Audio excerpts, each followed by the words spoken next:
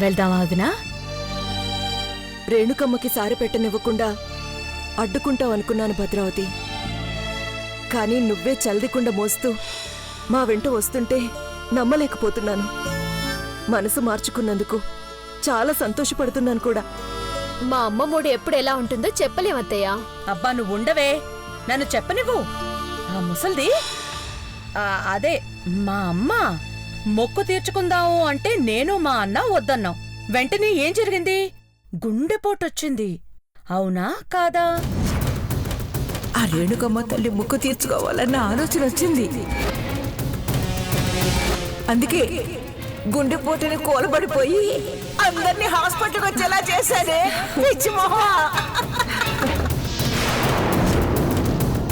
అమ్మమ్మ హాస్పిటల్లో ఉంటే అవునా కాదా అంటావేంటమ్మా? నువ్వుండవే వదినా.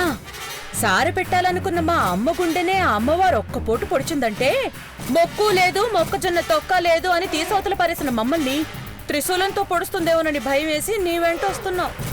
ఒట్టు. సరేలే భద్రా, వస్తున్నావుగా, అదే సంతోషం. అమ్మగారు అమ్మగారు పదండి. అమ్మగారు. అమ్మా, ముఖ్యమైన విషయం. ఏంట్రా? మీతో కొంచెం మాట్లాడాలి.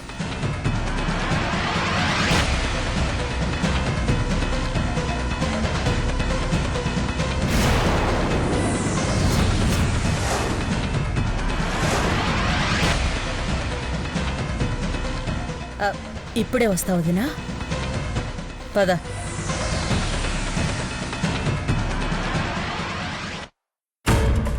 అమ్మగారు, పొలిమేర దగ్గర ఉన్న గుడిసెలో ఎవరో ఉన్నారమ్మా.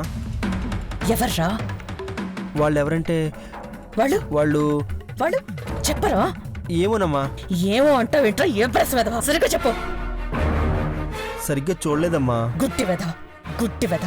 సరిగ్గా చూడలేదంట, చూడలేదు. ఏమైందమ్మా? ఏం లేదు, నువ్వు పద.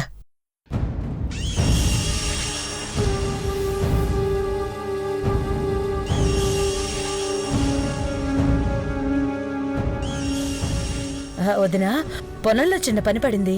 పర్ణికం తీసుకుని వెళ్ళు. పని చూసుకుని నేను వస్తాను. ఇదిగో అమ్మా.